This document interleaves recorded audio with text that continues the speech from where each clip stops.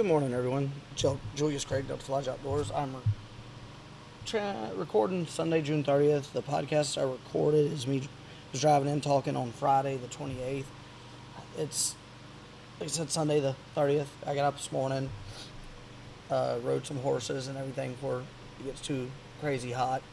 At 7:45 in the morning with me recording. It's supposed to be another hot one today here in Oklahoma. So got that knocked out of the way so I don't overheat my horses. I'm probably when I get finished recording this one, go pull some SIM cards on cameras and check those out. I need to do a few things to my cell cameras because I don't even have them set up right now. So with that, we're going to dive into today's episode. Thank y'all. Delta Lodge Outdoors.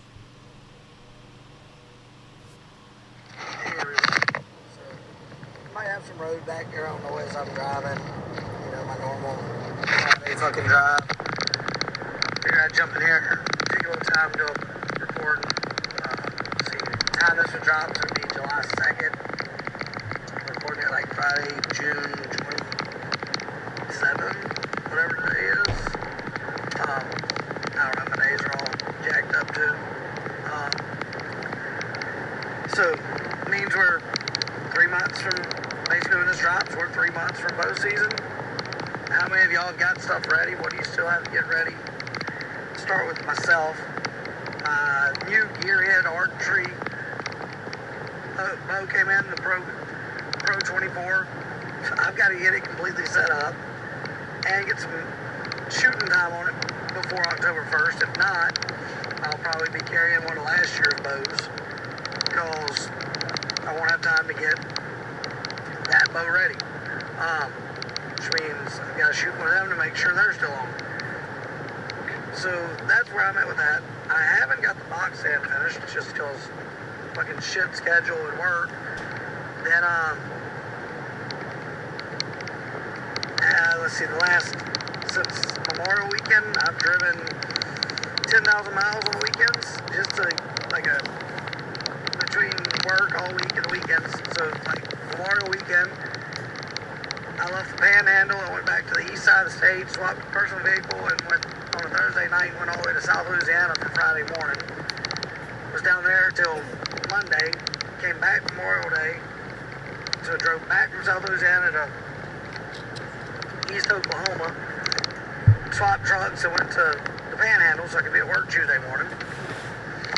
That weekend, I got home and I had no like major plans of having to go anywhere.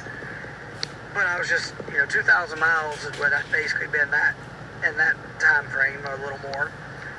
Not counting all the driving prior to that for work. So I pretty much rested that week. Like, did a few little things around the house, but I didn't really do anything that would be productive. So asked my car to make it loud. So didn't really do anything that was really productive.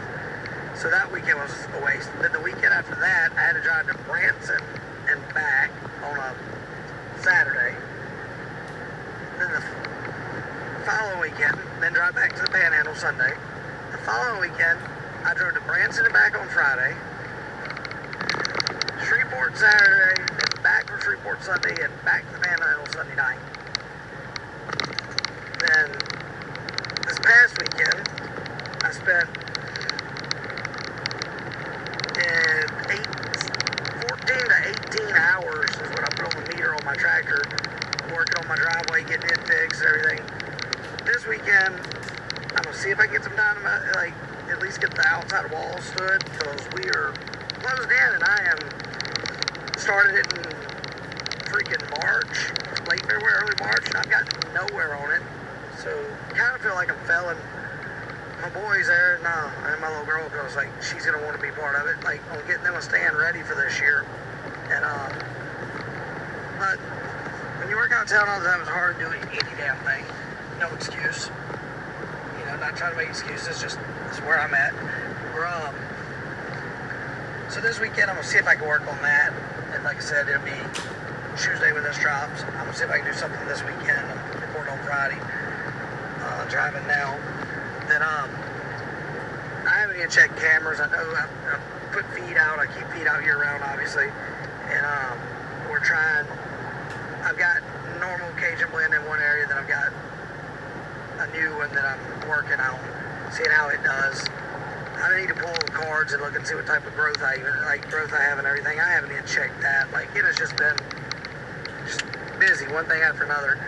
So I'm gonna see what we do this weekend on that. And that's the gist of where I'm at with deer season fastly approaching. And like I've talked about prior to this, the first week of October, I plan on hunting North Louisiana with a couple guys. My dad's supposed to be making a trip. Brand, who's, you know, if I hadn't heard on the podcast before, and possibly a couple of our other buddies. And just that'll be this year's trip. We're starting to try to put a trip together once a year, a week long, 4 days to a week long trip, just to all hang out and catch up. So this will be our first annual one, and hopefully it grows bigger, and then anybody that wants to come with us over the next few years is what we plan on doing. Just like if we're meeting up with different people and hunting and doing stuff together. So that's where we're at on that. We'll jump into just what I wanted. That was the opening, I guess. We'll jump into what I want to talk about on the podcast. It's, like I said, season fastly approaching. I know things have changed across the state, every state. It seems like every other state changed stuff this year. There's some changes in Missouri, there's changes in Nebraska, there's changes in Colorado, there's changes in Louisiana, there's changes in Oklahoma. So I think Arkansas made a few minor adjustments. Hadn't really, looked at their stuff, because Arkansas wasn't really on my list this year. It was going to be Nebraska or Missouri. And with Nebraska making the change, I'll probably just buy some over-the-counter tags in Missouri and try and make a hunt there. It's been a year of changes everywhere when it comes to hunting, and I don't know if that's good or bad. I don't want to dive too far off into like Pandora's box here. There's just so much shit changing. It's like, for example, Colorado is also, they changed over the counter to draw on archery tags for elk, but they're also eliminating what they call trophy game hunting, which would be, that's what they're working on now. And I'd have to look and see if it got completely eliminated or what. But once you put in something like that, if it passes and you eliminate trophy game hunting, which was to them right now cougars, well, large antlered bucks would be considered a trophy. So in the next couple of years, but they'd be trying to eliminate that and everything else. So that's something to keep an eye on and look and see, what the hell's really going on. Then Nebraska, it went from over-the-counter to draw on their tags for deer hunting, but they are actually implementing a cougar season. And I don't know, I haven't read all the statistics on it, the specs they're putting out on what it's going to be, but that's going to be something to keep an eye on too. Then, license changes and everything. Louisiana's changed a couple things on some changes on dates and stuff. Like one of the WMAs I used to hunt down there, they had a rifle season that was like third weekend of October, and they've taken it out completely. So they eliminated that, which was pretty cool, because you got, if you're into like rifle hunting, third weekend you were able to either sex rifle hunt in October, where it's bow season majority of the time. So they eliminated that, and a few other things. Then I did not get drawn for gator tags this year in Louisiana. I'm still allowed to try and draw for tags, and so I didn't draw my alligator tags for Louisiana, so I won't be making an alligator trip this year. I'll put it in for them next year. I do have some questions for you Oklahoma guys. Like, none of my points are showing up. Like, I know Oklahoma's not a normal point system for like draw situation. it's more like a lottery and you get your name into the hat more times. I get that. But like, I put in for just points this year. I didn't want to put in for the attempt to draw. And so I could accumulate some points for some other stuff because, yeah, I know I could try every year and might never get lucky and draw the elk tag for Oklahoma. But I also didn't want to put my name in for it this year because I knew I wouldn't be able to make the hunt this year. But, so it was not even, so I put in for the points. None of that's showing up in the system yet for me, and I probably need to call Wildlife and Fisheries and be like, hey, yo, none of this shows up. Why? What was the issue? Because, like, I put in for the elk, I put in for elk point, the draw deer point, and the antelope, and I believe turkey. And I did pay the extra fee for an extra elk point. So I should have 2 elk points, 1 antelope, 1 deer draw, and I have none showing still. So not really sure what the hell happened there.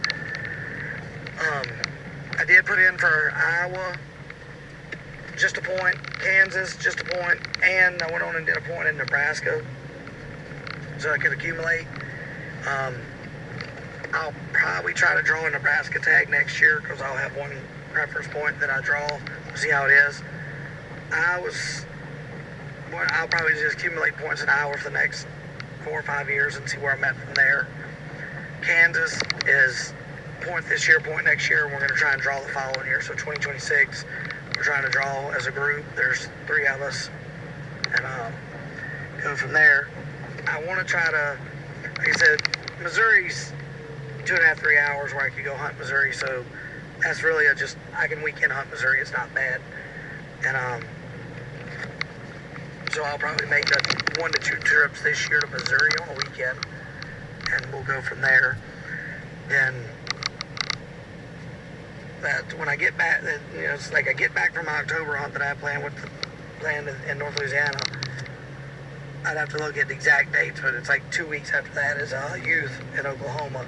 So I probably won't even hunt on my personal place until youth weekend, and hopefully the boys probably just gonna let them shoot a couple does because most of my bucks that are on my place are extremely good deer.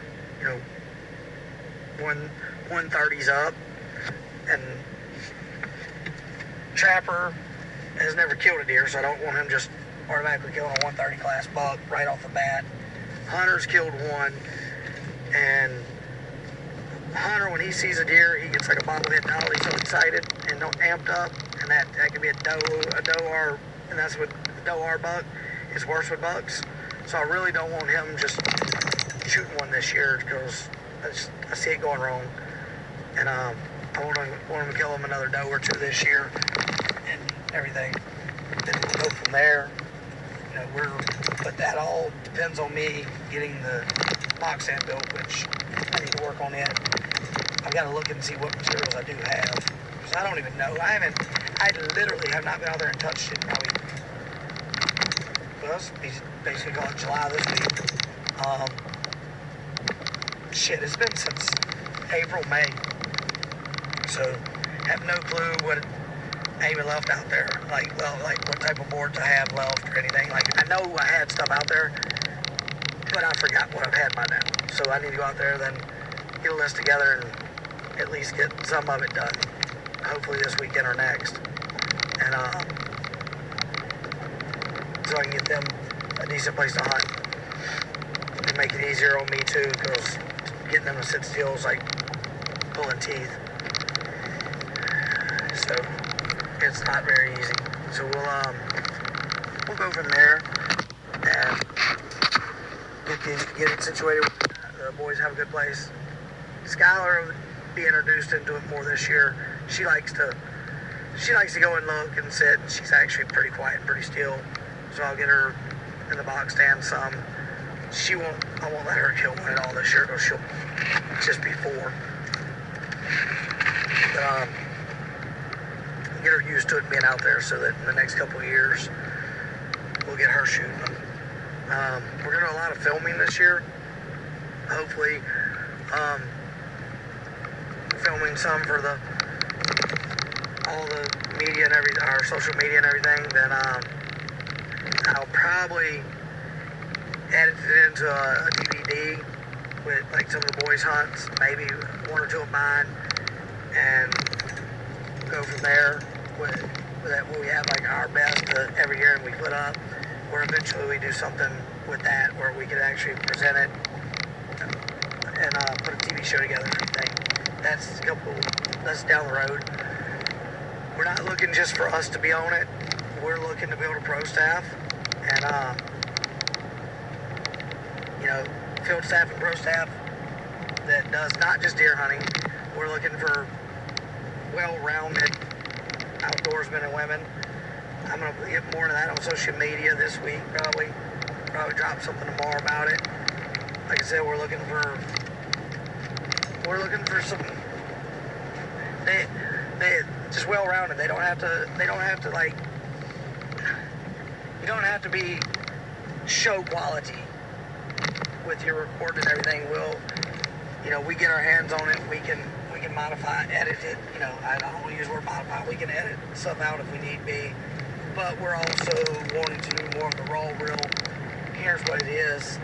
And we're looking to bring in some more real people like us, not big time like TV personalities, and that's not dogging them, it's not knocking on them, it's just not who I am and who I'm wanting the brand to be about. So with that, y'all reach out to us, especially about the pro staff opportunities and what we had to present. Would love to build one. Like I said, not sure what size I want to build, if it's just to be, 2 or 3 to start this year, or if we get the backing and everything, there's more, then we'll definitely look at doing more, because we're looking at expanding. Like I said, I hunt Oklahoma and Louisiana. I want to put a pro staff together of some people that are from other states where we could, make hunts where I can get with my pro staff people and go hunt where they're from. They can come hunt over here, one of the states I'm in. We can plan a hunt somewhere else and go as a group. There's a lot of moving parts that we're trying to get figured out. That's what we're looking at. We definitely are interested in building a pro staff and a pro team. And that word's used really weird in today's running of stuff. I come from a fishing background, so I know what I'm looking for when I say pro staff, and I know what's expected on both parties. So, I'll say it like this: it's gonna ruffle feathers. You expect something out of us, we expect something out of you. That's how it is. You want product, you want your name put out and everything else. Well, obviously we want the videos, we want the backing on social media. We want, so it's a win-win situation for both parties, but it's not going to be one-sided. You're not just going to get a handout. That's where people get pro staff twisted. Even your top line guys that are getting paid to do stuff, they are working it as a job. So, like I said, not trying to ruffle feathers, or I might ruffle feathers. I don't really give a fuck how you take that. Just know that we want to build a pro staff, and we want people that are going to understand that it's not a free ride, and you don't just get a handout. So with that, please reach out to us. Thank y'all. Julius, Craig, Delta Lodge Outdoors. So that's the end of today's episode. I'm actually got sidetracked a little bit. I was looking at the Tethered Menace. They have it on sale for like $75 Midway. I don't really need another saddle. I have 2, and then but for that price, I think I'm going to just pick one up to have. There's a hunter grow into it, or a trapper, and probably get a couple of them for that price. Thank y'all. Julius, Craig, Delta Lodge Outdoors. Also, remember, get somebody in the outdoors. That's another thing in this episode. We talk about pro staff. Guys, gals, we're looking to add to our footprint in the industry, and we're looking to add some people to us. Would love to have some of y'all reach out and talk to y'all and see if we're a great fit. Thanks. Delta Lodge Outdoors. Julius, Craig.